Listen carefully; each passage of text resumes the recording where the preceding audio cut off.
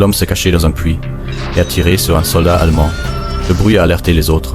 L'officier a jeté des grenades dans le puits, mais elles n'ont rien touché. À ce moment-là, l'homme s'était déjà échappé par un tunnel secret.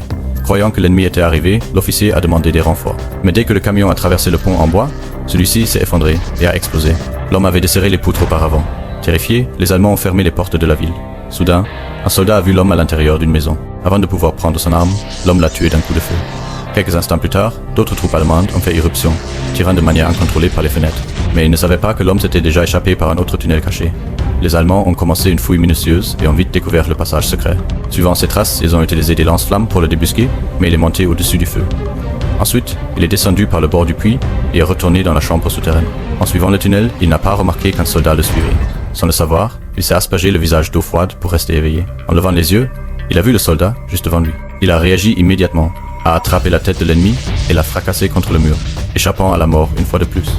Peu après, les combattants partisans sont passés, mais l'homme leur a dit qu'il n'y avait pas d'Allemands à proximité et a refusé de partir avec eux parce qu'il voulait venger la mort de sa femme. En voyant les partisans partir, les Allemands ont baissé leur garde.